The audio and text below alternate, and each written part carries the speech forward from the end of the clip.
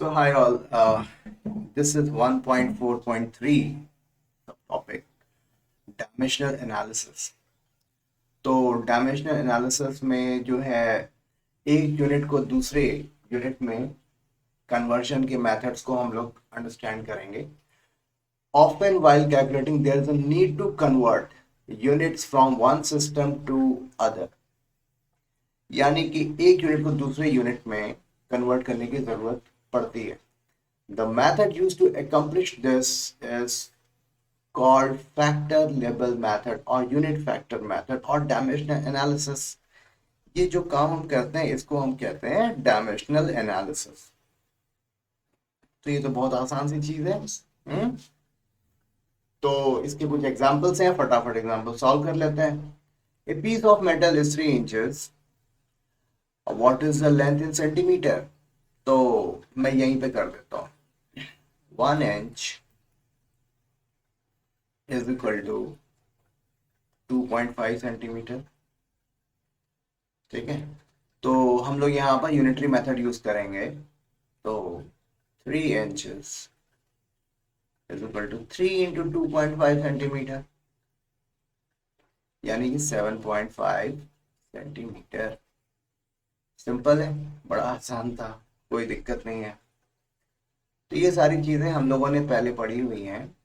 हम्म, तो जैसा कि मैंने यहाँ पर 1 इंच में हमने 2.5 यूज किया से डेसिमल के एक प्लेस तक, लेकिन डेसिमल के सेकंड प्लेस तक कैलकुलेशन अगर हम करते हैं तो it comes out to be 2.54 centimetre. ठीक है, तो ठीक है, अच्छी बात है। ये डेसिमल के दो प्लेस तक हमने जो मेजरमेंट किया, डेसिमल के 3 प्लेसेस तक भी हम मेजरमेंट कर सकते हैं 1 इंचेस का।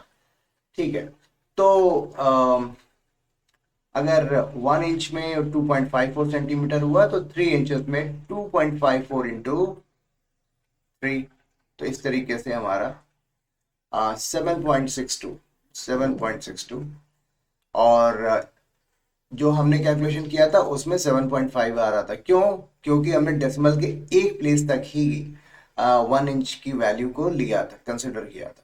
ठीक है, तो इस तरीके से हमें पता चला कि जैसे जैसे प्रिसीजन लेवल को हम बढ़ाते हैं तो रिजल्ट में डिफरेंसेस उस हिसाब से आने शुरू होते हैं। ठीक, ऑल राइट देन। तो मेरे ख्याल से आपको ये समझ में आया होगा, कोई प्रॉब्लम नहीं होनी चाहिए।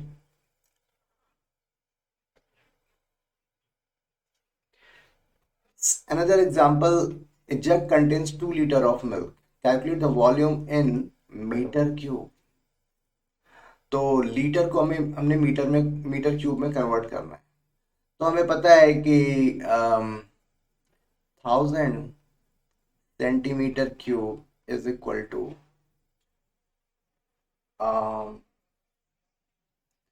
1 लीटर। और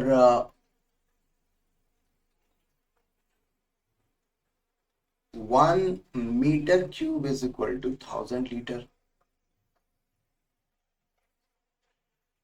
ये दो फॉर्मूले हमें पता है।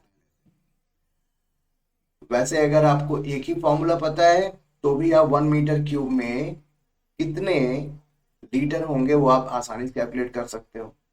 तो आप पूछोगे वो कैसे? तो आप देखो, 1000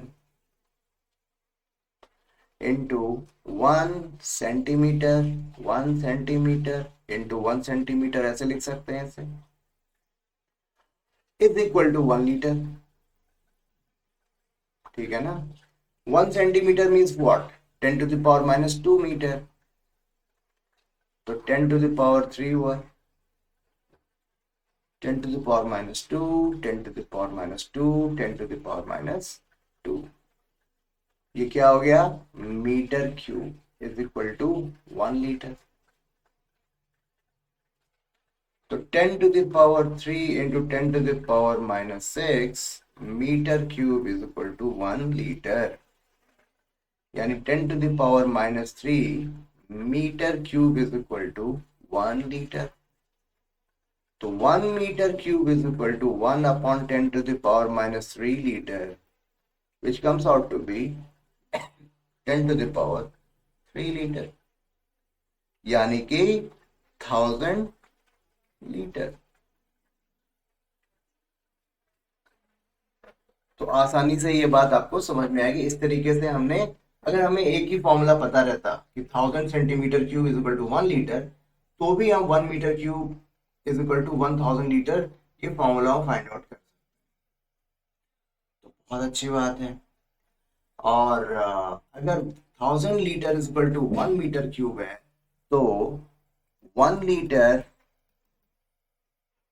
is equal to 10 to the power minus 3 meter cube. And what about 2 liters? It means 2 liter means 2 into 10 to the power minus 3 meter cube. इतनी बात समझ में आई? तो इस तरीके से हमारा आंसर क्या आएगा कि 2 upon 1000 या फिर 2 into 10 to the power minus 3 meter cube। ठीक है, तो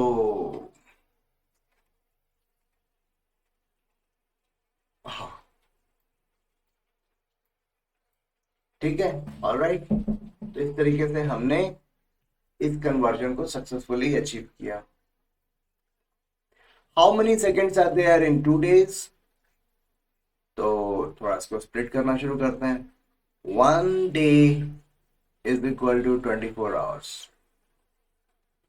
तो 2 days is equal to 2 into 24 hours.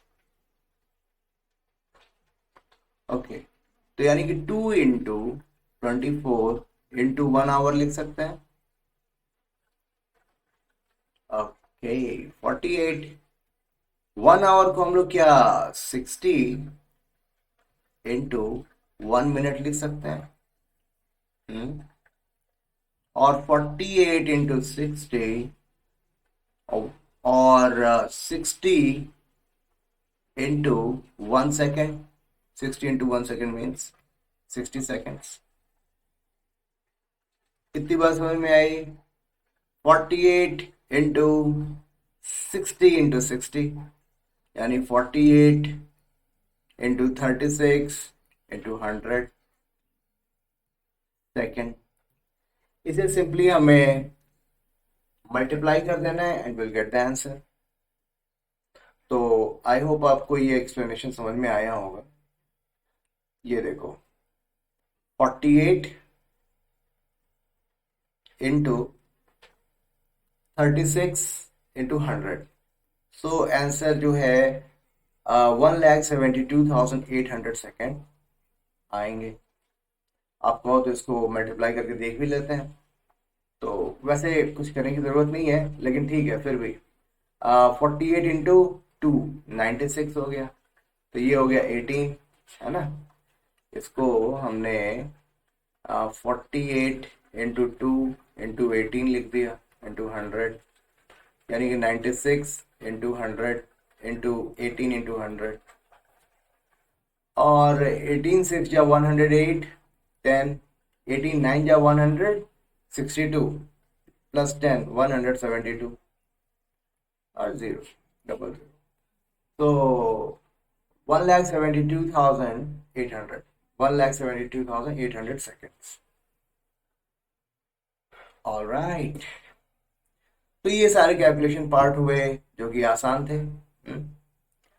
तो इसको मैं थोड़ा सा इरेज करूँगा ताकि इसको रीड करने में कोई प्रॉब्लम ना आए। तो laws of chemical combination, next topic है laws of chemical combination. The combination of elements to form compound is governed by following 5 basic laws. ये सारे हम लोग पहले भी पढ़ चुके हैं सारी बातें, लेकिन 11th में हम लोग फिर से पढ़ने वाले हैं। और एक और बात मैं बताऊं, इन पर कभी कभी क्वेश्चन भी पूछ दिए जाते हैं, तो इसलिए थोड़ा सा इसे अच्छे से पढ़ लेते हैं। This law was put forth by Antoine Lavoisier in 1789। जिस वक्त फ्रांस में खूनी क्रांति हो रही थी, रिवॉल्यूशन हो रहा था, ब्लड रिवॉल्यूशन हो रहा था, उस वक्त एक साइंटिस्ट ने ये थियरी पेश करी। He performed careful experimental studies for combustion reaction and reached to the conclusion that in all physical and chemical changes, there is no net change in the mass during the process. यानी कि reactant side and product side दोनों side आप मास major करोगे तो वो mass constant रहता है. ये और बात है कि अलग अलग प्रोडक्ट्स बनते हैं but there will not be change in the mass on both sides. Hence, he reached to the conclusion that matter can neither be created nor destroyed. Matter can neither be created nor destroyed. ये जो rule था, ये जो theory थी, Antony Lavoisier ने पेश करी. This is called law of conservation of mass. This law formed the basis for several later development in chemistry. तो इस डिस्कवरी के बाद का रिजल्ट ये रहा कि कई और डिस्कवरीज हुई. In fact this was the result of exact measurement of masses of reactant and product and carefully planned experiment performed by Lavoisier.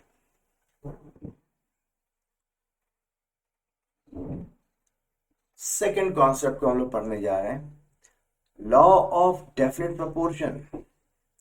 Joseph प्राउस. This law was given by French chemist Joseph Proust. He stated that a given compound always contains exactly the same proportion of elements by weight. यानी जैसे H2O है या फिर CO2 है या C6H12O6 है, ये एक डेफिनेट प्रोपोर्शन में मिल करके ये कंपाउंड्स बनेंगे. अगर वो प्रोपोर्शन डेफिनेट नहीं रहा तो ये कंपाउंड्स बनेंगे ही नहीं. Proust worked with two samples of cupric carbonate, one of which was of natural origin and other was synthetic. एक जो naturally जो मिला उसको उन्होंने उसकी एनालिसिस करी, उसके कंपोजिशन को वैलिडेट किया, उसके कंपोजिशन को फाइंड आउट किया नेचुरली जो उन्होंने बनाया, और दूसरा synthetically. He found that composition of element present in it was the same for both samples as shown below. तो नेचुरल सैंपल में भी वही रेशियो उनको मिला और सिंथेटिक सैंपल में भी वही उनको रेशियो मिला. तो इसका मतलब ये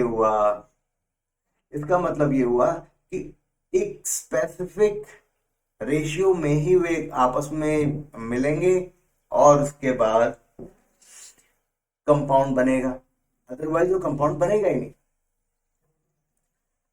Thus he concluded that irrespective of the source, a given compound always contains same elements combined together in the same proportion by mass.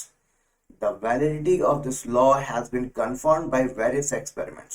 और इनकी इस वैलिडिटी जो है, लॉ की जो वैलिडिटी है, इसको कई एक्सपेरिमेंट के द्वारा जो है कंफर्म किया गया. मतलब 10th स्टैंडर्ड 11th स्टैंडर्ड में इस तरीके के कई एक्सपेरिमेंट्स बच्चे करते हैं. It is sometimes also referred as law of definite proportion. तो प्राउस्ट ने जो लॉ प्रपोज किया उसको हम कहते हैं लॉ ऑफ डेफिनेट प्रोपोर्शन या फिर लॉ ऑफ डेफिनेट कंपोजिशन. ठीक है, तो लॉ ऑफ डेफिनेट proportion या फिर law of definite composition जो है, it was proposed by Mr. Joseph Proust.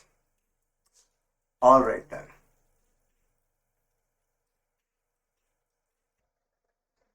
So law of multiple proportions अब हम लोग पढ़ने जा रहे हैं.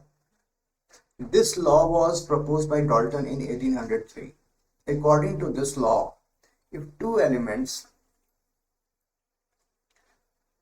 elements can combine to form more than one compound, दो एलिमेंट अगर आपस में मिल करके एक से ज्यादा कंपाउंड बनाते हैं, the masses of one element that combine with a fixed mass of other element are in the ratio of small whole numbers. यानी कि इसका मतलब ये हुआ कि दो एलिमेंट्स हैं जो कि आपस में मिलकर के एक से ज्यादा कंपाउंड बनाते हैं, तो उनका जो आपस में मिल करके जो कंपाउंड बनाने का जो रेशियो है वो अलग अलग होगा। और ये जो रेशियो होगा वो होल नंबर्स के रेशियोज में होगा। वेल, होल नंबर इसलिए है क्योंकि उसको रिप्रेजेंट करना आसान रहता है।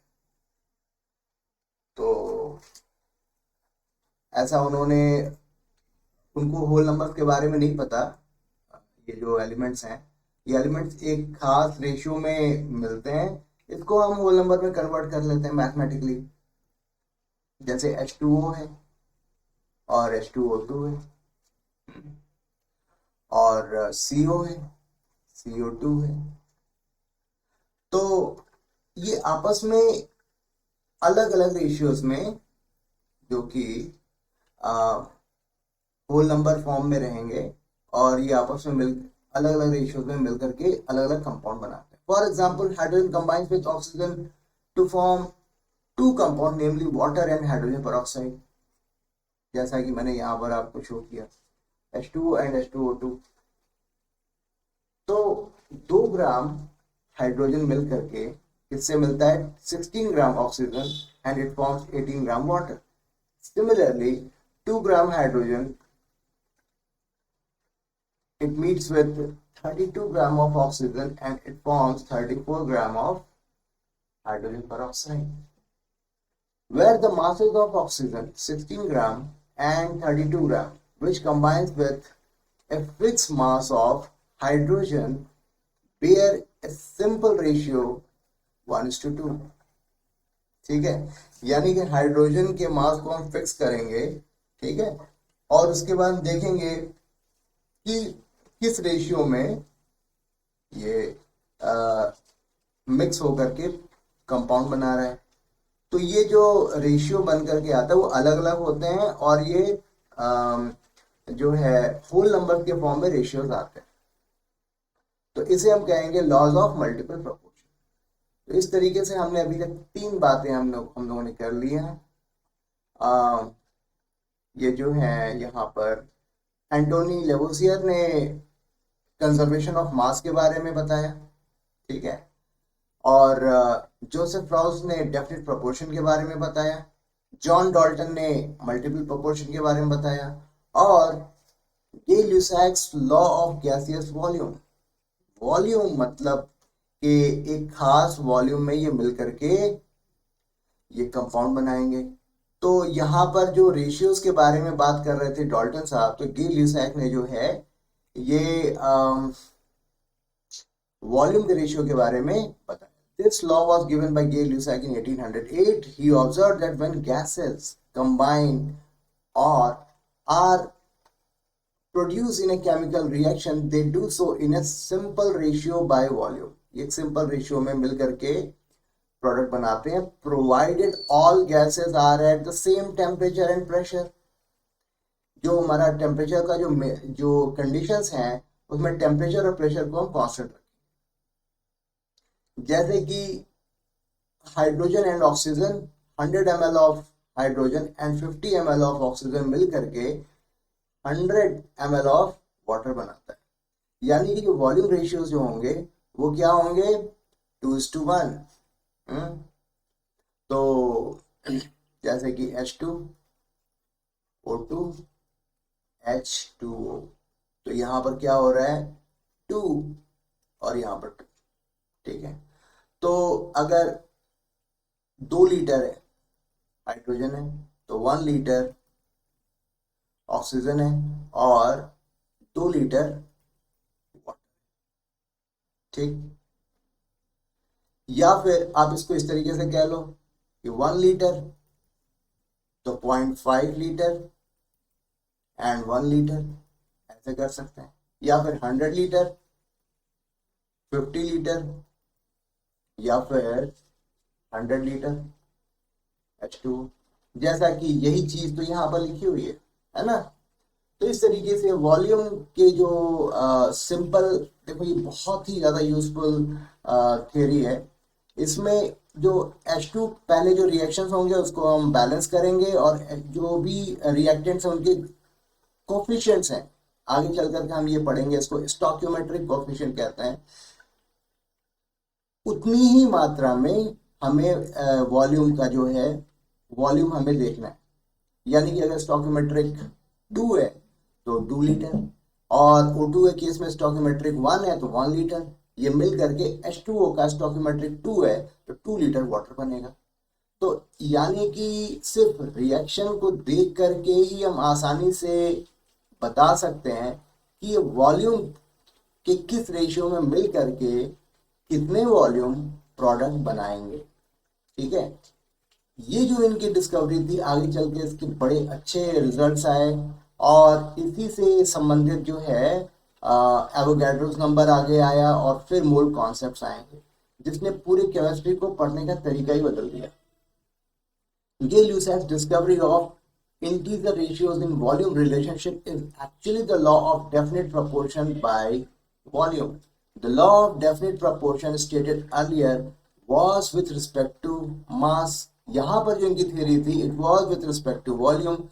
The Gay-Lussac law was explained properly by the work of Avogadro. तो यहाँ से इनके वर्क से इंस्पायर होकर के मिस्टर एवोगैड्रो ने अपने काम को आगे बढ़ाया और कई वैल्यूएबल बातें बताई, उसको भी हम लोग आगे पढ़ने वाले। एवोगैड्रोस लॉ, तो आई होप ये सारी चीजें आप काफी एंजॉय कर रहे होंगे, और एक सीक्वेंस आपको मिल रहा होगा। यानी कि एक जैसे कि एक डिस्कवरी होती है तो उसके कॉन्सिक्वेंस में कई और डिस्कवरीज होती हैं, और फिर उनके कॉन्सिक्वेंस में और कई सारी डिस्कवरीज होती हैं, और इस तरीके से एक साइकिल शुरू हो जाती है। ठीक है ना, तो जो अच्छे काम के और अच्छे परिणाम मिलते हैं, और उसी का रिवर्स भी ट्रू है। अगर किसी कंट्री में, किसी देश में, किसी समाज में अगर अच्छे काम नहीं हो रहे हैं, गड़बड़ काम हो रहे हैं, तो उससे और बड़े गड़बड़ काम होते हैं, और उसके रिजल्ट में और ज़्यादा बड़े गड़बड़ काम होते हैं। तो इसलिए अ, हमें भी कोशिश करनी चाहिए कि चीज़ों को बेहतर से बेहतर किया जाए, ताकि रिजल्ट जो हमें मिले और ज़्यादा बेहतर मिले। ठीक है, तो अभी मैं एवोगैड्रो लॉ पे फोकस करता हूँ, इधर उधर की बातें करने का कोई खास मतलब नहीं है। In 1811, Avogadro proposed that equal volume of all gases at the same temperature and pressure should contain equal number of molecules. ये बहुत बड़ी बात उन्होंने कही। Avogadro made a distinction between atom and molecules, which is quite understandable in present time. उन्होंने एक फर्क को स्थापित किया एटम और मॉलिक्यूल्स में।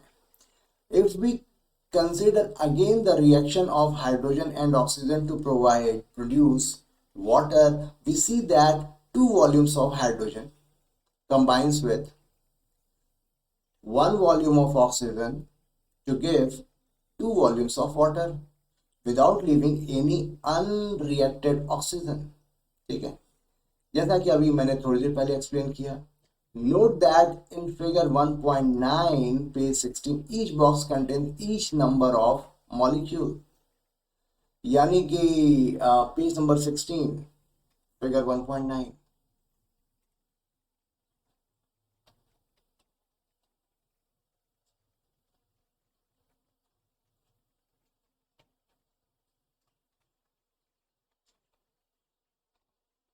मुझे तो कहीं कुछ फिगर दिख नहीं रहा।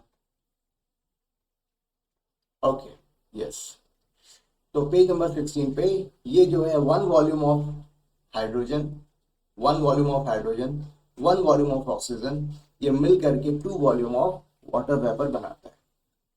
ठीक है, in fact Avogadro could explain the above result by considering the molecules to be polyatomic। तो उन्होंने ये एज्यूम किया कि ये जो मॉलिक्यूल्स हैं पॉलीएटॉमिक है। ठीक है, इस तरीके से पहली बार उन्होंने एटम और मॉलिक्यूल्स में फर्क बताया। If hydrogen and oxygen were considered as diatomic as recognised now, then the above results are easily understandable। However, Dalton and others believed at that time that atoms of same kind cannot combine। तो Dalton और उनके contemporary जो scientist थे उन्होंने ये बताया, उस वक्त उनका ये कहना था कि एक ही तरीके के जो एटम्स हैं वो आपस में कंबाइन नहीं हो सकते। यानी atoms and molecules O and O2, इसमें फर्क उन्होंने एवोगैड्रो ने फर्स्ट टाइम स्टैब्लिश किया. Avogadro's proposal was published in French journal Physique. In spite of being correct, it did not gain much support. तो उस जमाने में एवोगैड्रो का जो प्रपोजल था बहुत ज़्यादा उसने अटेंशन गेन नहीं किया, लेकिन जो चीज़ है वो कभी न कभी तो सामने आती है. After about 50 years, in 1860, the first international conference on chemistry was held in Karlsruhe, Germany, to resolve various ideas. At the meeting, Stanislaw Canizaro presented a sketch of a course of chemical philosophy which emphasized on the importance of Avogadro's number. Mister Cannizzaro के बारे में आप लोग आगे भी हम लोग बातें करेंगे. कैनिजारो रिएक्शन काफ़ी इंपॉर्टेंट रिएक्शन है, उसके बारे में हम लोग बातें करेंगे, लेकिन वो सारी बातें क्लास 12th में होंगी. ठीक है, तो एवोगैड्रो की थियरी हमने समझ ली, यानी कि इसका मतलब ये हुआ कि इक्वल वॉल्यूम जो है ऑफ गैसेस जो हैं उनके अंदर जो मॉलिक्यूल्स हम देखें, जो नंबर ऑफ मॉलिक्यूल्स होंगे वो हमेशा सेम होंगे. Dalton atomic theory. Dalton atomic theory क्या है इसके बारे में भी बात कर लेते हैं. Although the origin of the idea that matter is composed of small indivisible particles called atomio, meaning indivisible, dates back to the time of Democritus, a Greek philosopher. यानी बहुत समय पहले इस बारे में बातें की जा चुकी थी. It again started emerging as a result of several experimental studies which led to the laws mentioned above. और कई सारे स्टडीज उसके बाद की गई 18th सेंचुरी में और इनफैक्ट 17th सेंचुरी में भी. तो 1808 में डाल्टन ने पब्लिश किया a new system of chemical philosophy in which he proposed the following. ये सारे जो भी मैटर हैं, डाल्टन की जो थियरी थी, it consist of indivisible atoms. तो छोटे छोटे एटम से मिलकर बने होते हैं और ये इंडिविजिबल होते हैं. जैसे डाल्टन का ये कहना था कि एटम्स आर इंडिविजिबल, उसके अंदर और कुछ नहीं होता और एटम को हम डिवाइड नहीं कर सकते. All atoms of given element have identical property. एक एलिमेंट के जितने भी एटम्स हैं उसकी प्रॉपर्टीज आइडेंटिकल होती है, इंक्लूडिंग आइडेंटिकल मास. तो सारे के सारे एटम्स के जो मास होंगे वो आइडेंटिकल होंगे क्योंकि वो उसी एलिमेंट के एटम हैं. Atom of different elements differ in mass. और अलग अलग एलिमेंट के जो एटम्स हैं उनके मास अलग अलग होंगे. Compounds are formed when atoms of different elements combined in a fix ratio. तो ये मिस्टर जोसेफ रॉस की बातें वो कह रहे हैं. Chemical reaction involve reorganisation of atoms. Chemical reaction में एटम्स रीऑर्गेनाइज होते हैं and they are neither created nor destroyed in a chemical reaction. तो कंजर्वेशन ऑफ मास की बात कर रहे हैं ये, यानी कि इनसे पहले जो भी रिसर्च वर्क हुए थे इन सब सारे रिसर्च वर्क को उन्होंने अपने लॉ में समराइज करके उसको ऐड किया और उसमें कुछ अपनी बातें भी प्रपोज की. वैसे सारी की सारी बातें तो कुछ भी नया नहीं दिख रहा है, ये सारी चीजें तो हम लोग पढ़ चुके हैं. तो मिस्टर डाल्टन ने कोई नई बात बताई क्या? उन्होंने ये बताया कि ये जो एटम है दे आर इंडिविजिबल. ये नई बात उन्होंने बताई, वरना बाकी सब बातें तो हम लोग पढ़ चुके हैं. Dalton theory could explain the law of chemical combination. ठीक है, उन्होंने ही लॉ ऑफ मल्टीपल कॉम्बिनेशन या लॉ ऑफ मल्टीपल प्रोपोर्शन दिया. However, it could not explain the law of gaseous volume. लेकिन गैसियस वॉल्यूम को ये एक्सप्लेन कर पाने में सफल नहीं हो पा रहे थे. क्यों? क्योंकि ये इन्हें नहीं पता था कि मॉलिक्यूल्स और एटम में क्या फर्क है. It could not provide the reason for combining of atoms. यानी मॉलिक्यूल्स किस तरीके से बन रहे थे वो डाल्टन एक्सप्लेन नहीं कर पा रहे थे. It was answered later by other scientist. ठीक है, तो यहाँ तक हम लोगों ने पढ़ाई कर ली. बहुत शानदार हम लोगों का सेशन रहा ये आज का. और इसमें किस तरीके से मॉडर्न साइंस में चीज़ें स्टेप बाय स्टेप किस तरीके से शेप लिया, केमिस्ट्री किस तरीके से इवॉल्व होना शुरू हुआ, उसको हमने पढ़ा। अभी हम लोग बहुत तेजी से मॉडर्न केमिस्ट्री की ओर हम लोग आगे बढ़ेंगे, क्योंकि ये ओल्ड केमिस्ट्री अभी तक हमने पढ़ी है। तो ठीक है, so this was all about today's video session, और आई होप आपको ये चीज़ें सारी समझ में आई होंगी। मैंने सिंपल तरीके से समझाने की कोशिश की, और नेक्स्ट क्लास में हम लोग एटॉमिक एंड मॉलिक्यूलर मासेस के बारे में पढ़ेंगे, जो कि अगेन ये एक इम्पॉर्टेंट टॉपिक है। So thank you all, thank you very much, and if you like this video then please do like, share and subscribe this channel.